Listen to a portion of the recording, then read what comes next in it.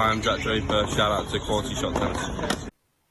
Hey guys, and welcome back to the channel. We have a really exciting preview and prediction video today. It is Elena Rybakina versus Jessica Pegula, the number 10 seed versus number 3 seed.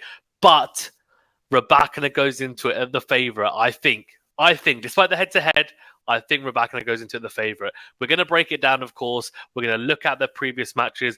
We're going to look at their form currently as well. And then ultimately, I'm going to give you guys my prediction after going through tactically and strategically how the match might play out as well. Before we get into it, though, remember to that like button. Do subscribe if you're new. And also do leave a rating or review if you're listening on a podcast platform. Thank you to everyone that is subscribed. Over 80% of you still are not subscribed. So get on it. Hit that subscribe button. Doesn't cost you anything. And it just really helps us to grow. And also means that you get alerted to any new content that comes out as well. On top of that, please, let's give a round of applause to all our members because you guys are absolute legends. I really do appreciate your support. Can't say enough how much is appreciated. Let's get into it then. So, we've got Rybakina versus Pegula. It's a really intriguing matchup. And the reason why it is intriguing, I think, is because Rybakina has a losing head-to-head against the American 2-0. 2-0, so has never beaten her. They've only played each other twice, but both on a hard court. So similar to Miami in the sense that it's the same surface. And on top of that, Rybakina is arguably the most informed player right now after winning Indian Wells and now coming into this Miami tournament in really good form. Sabalenka has fallen to the wayside and Swiatek's injured, so wasn't able to play. The draws opened up massive for Rybakina. If she beats Pegula, arguably this is her toughest test before... This could be her toughest test. If she gets through this, she's a massive favourite to win the title. So this could be seen as almost the final for Rybakina. So let's break down a little bit about the head-to-head and also some other bits as well around it. So you can see here, TNS predictor says 63% Rybakina despite the 2-0 head-to-head record that favours Pegula. Recent meetings, they were both last year, so not too long ago to be fair. And the one really positive thing for Jessica Pegula is that she beat her in Miami last year, 6-3, 6-4. In a round of 32 match. So that's a massive positive. It really is. Is Rybakina the same player that she was back then? Don't think so. But Pegula's also improved somewhat as well. So I think that's a positive sign for the American. Then beat her in Guadalajara, again, round of 32. And beat her 2-6, 6-3, 7-6. That's a really tight one. To be honest with you, and that's a positive sign for Rybakina because the back end of the year, she was playing better tennis, of course, won Wimbledon, and then started to really find some form. One set all and then a final set tiebreaker loss is not the end of the world. If we look at form, of course, you can see Rybakina has won her last 6 matches. She's on a winning streak after winning Indian Wells last week. And Pegula has lost the 1 match, which we'll talk about in a second as well. So semi-final, of course, here in Miami, where I am, of course, not. Then we can talk about their previous matches. So, in terms of form, Rybakina looked really good against Trevisan. The first set was pretty tight. She got through it and then bageled her in the second set. Mertens was a good win, 6-4, 6-3. Badosa, a very tough one, 3-6, 7-5, 6-3. And Badosa also had a really good head-to-head record against Rybakina. I think it was 4-0, 3-0 going into Indian Wells. She lost at Indian Wells to Rybakina and then also lost to her here. That was in straight sets, the loss in Indian Wells. Here, 3-set loss. So Badosa starting to find a little bit of form. Played some good tennis, to be fair, but Rybakina just too strong at the moment. And then in Kalinskaya in 3 sets. And, of course, that win against Sabalenka in the final of Indian Wells. What a match that was. Pegula has had some equally impressive results. The Potapova one is really impressive. She was... I think she saved at least 1 match point, if I'm not mistaken. But on top of that, not only did she save match points, Potapova was serving for the match twice in that 3rd set. Pegula both times managed to break back and then take her to a tiebreaker. So 7-2 in the tiebreaker. I mean, incredible endurance. 2 hours and 36 minutes. And they ended up finishing at 2 a.m., I think. Incredible. Beat Lynette, who's been in good form, 6-1, 7-5, and also Danielle Collins, which is a good win there as well. And then Sebov, who's a qualifier. She lost in Indian Wells to Petra Kvitova, who's still in the draw, to be fair. She'll potentially play a semi-final against Kirsty, or Kostea, who's played some really good tennis, beating Sabalenka. She plays Alexandrova Kvitova in the quarterfinal later today as well. So, we've talked a little bit about the head-to-head, the matches, their current form. How does it play out from a tactical standpoint? I know that's what you guys are really wanting to hear. So, let's start off with the serve-return dynamic. Rybakina is the best server on tour. I don't think anyone can argue that. She has the most aces on tour by quite some distance, to be honest with you. And she's playing some really, really good tennis behind her serve as well. That, I think, that's probably the biggest thing about it currently, is the fact that she's playing some really, really good tennis.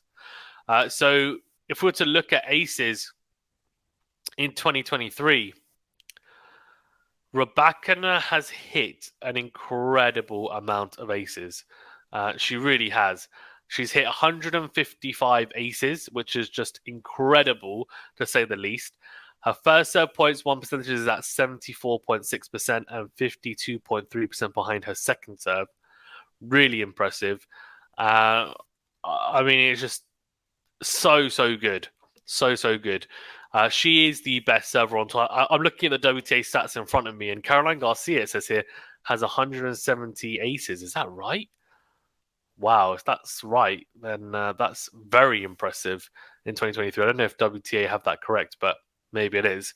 But anyways, very, very impressive from Rybakina.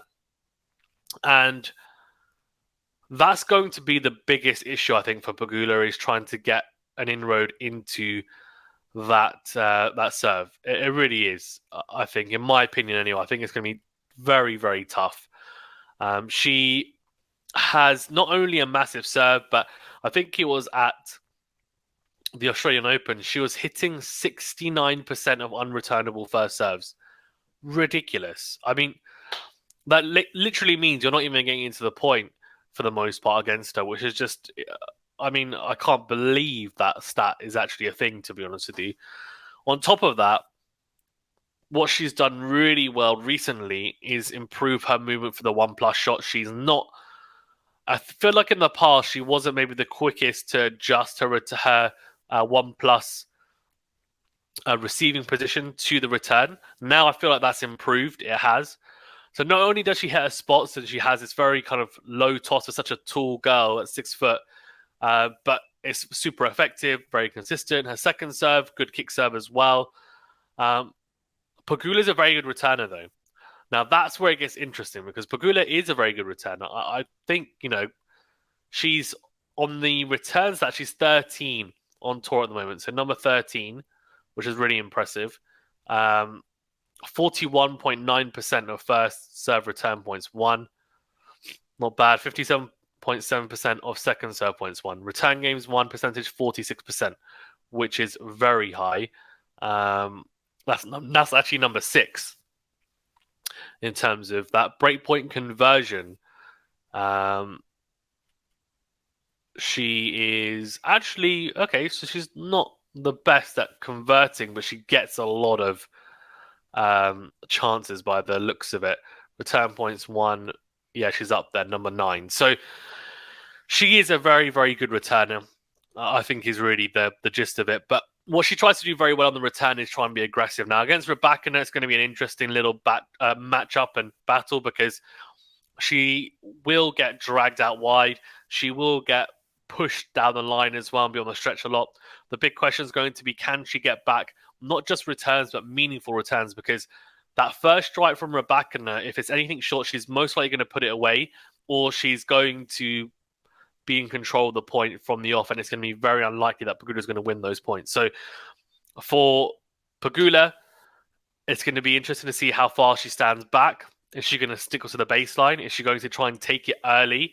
Rybakina can serve up to speeds of 120 miles per hour or plus, which is really impressive as well. This court, though, is not the quickest, so that could have a little bit of an advantage to Pegula, because I feel like the quicker the court, the more obviously the more potent someone's serve like Rybakina's will be. So that's a slight advantage, or at least something for her to think about Pegula and take some solace from.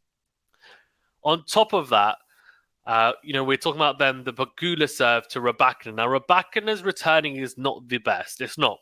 The one thing that she's really good at, in my opinion, is the second serve returning right now. She's very, very aggressive on it, and she tends to really push people. On the first serve return, she's not a bad returner, to be fair, but it's more about her mobility. So if I was Pegula, and not just on serve, we'll talk about it from the ground stroke exchange point of view as well, but I would be hitting that slice serve out wide from the juice side and try and drag Rybakina out because she's not the most mobile. Similarly, I would hit that kick serve out wide from the ad side. Pegula is probably not going to come in and serve volley, but she should try and look to come to the net when she can, if I was her. I know Pegula is really good from the back of the court, but Rybakina at the moment is striking the ball really well in the baseline exchanges. She really is and has a lot of power. So if she is going to hit with her from the back of the court, Pegula, she'll need to utilize a few things, which we'll discuss about in a second. But for me, it needs to be very varied on serve. She doesn't have the biggest serve, Pegula, and she's not going to hit a lot of aces.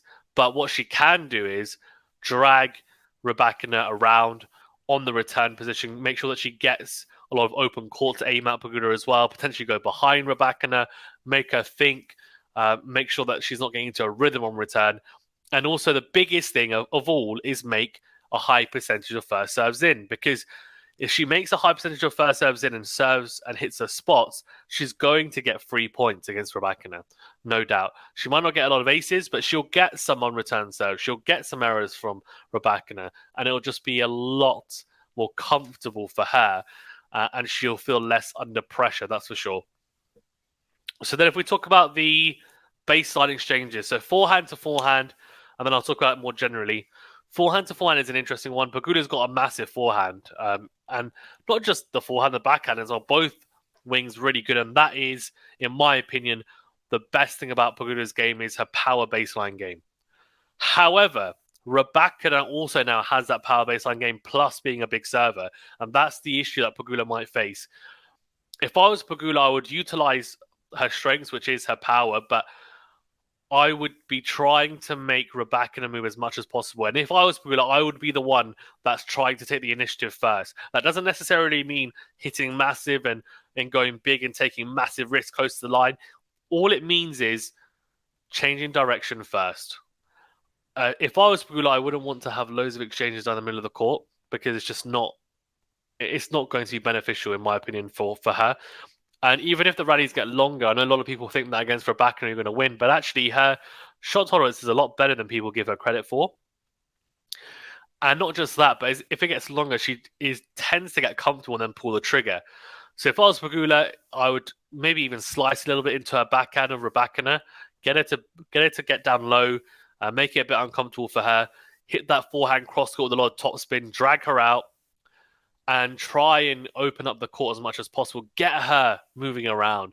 That's something that Trevisan did really well in the first set against Rybakina. For part of it was change direction first in instances and also get her to move around. And she isn't the best hitting running ground strokes because that's just not the type of player. She doesn't have that type of level of athleticism when it comes to hitting shots on the run. There's not many players that do, but she definitely doesn't have that ability. So if I was Pegula, I would be trying to get her in that uncomfortable position. For Rybakina, she'll be trying to be the one on the front foot as well, but also trying to make sure that Pegula doesn't boss her around. So she'll be the one trying to get Pegula chasing, and she will. So that's exactly what she'll be trying to do, no doubt. Because for Rybakina, as I said, she can engage in these longer rallies, but she won't want to. She'll want to shorten the points. And then it's a case of how well does Pegula defend when Rybakina's on the front foot. Pegula can slice and dice, and she can, give herself chances to extend the point by 1 shot, 2 shots, 3 shots. Then it's a case of does Rybakina have the composure to put away the right shot at the right time. And the shot selection hasn't really been much of an issue, to be fair, for Rybakina. If I was Pegula as well, by the way, I would also utilize a drop shot, because if she manages to push Rybakina back, that's a really good option. I don't think Rybakina is the best at chasing down drop shots either. I know I'm talking a lot about her movement and how Pegula can, take advantage of it, but I don't want you guys to think that Rybakina has terrible movement. She doesn't. She just doesn't. Sorry, Rybakina doesn't have terrible movement. She just doesn't have elite movement, and so it's something that you can take advantage of if you, like Pegula, have that type of power baseline game even. So that's a little bit about the baseline exchanges. Backhand to backhand, to be fair, I think Pegula might fancy herself because her backhand is one of the best on tour from what I've seen. And she might want to try and trap Rybakina in that exchange for a bit and then go line first, or even try and induce the error from Rybakina. And slicing as well into that backhand is not a bad option. The forehand of Rybakina is probably more dangerous but can make a few more mistakes potentially. But even then, I think Pegula, she might fancy herself in those exchanges. The big question mark is, can Pegula get inroads and break that Rybakina serve? That's going to be the biggest thing, because if she's on the back foot continually in the return game, she's not going to be able to break. So that's going to be the real hot point, I think, in this match. The real breaking point. So prediction-wise, it's an interesting one because, Pegula has the winning head-to-head, as I said. Rybakina goes into the favourite. I'm going to go Rybakina because of her form, but Rybakina in 3 sets. I think Pegula will win a set. I think it will be a tight match, tighter than maybe some people are giving it credit for, especially given the confidence Pegula will have after beating Potapova, being match points down. She might feel a little bit tired, but the positive thing for her is there's a lot of rain delays, so she's probably going to be very well rested in the end when this match does happen. Let me know your thoughts. Who do you think is going to win and why? And also, do you agree with my analysis on how it might play out, or do you think there's something that's been missed or something you disagree with? Let me know. Thank you very much, guys. Stay safe and well. I'll see you in the next video.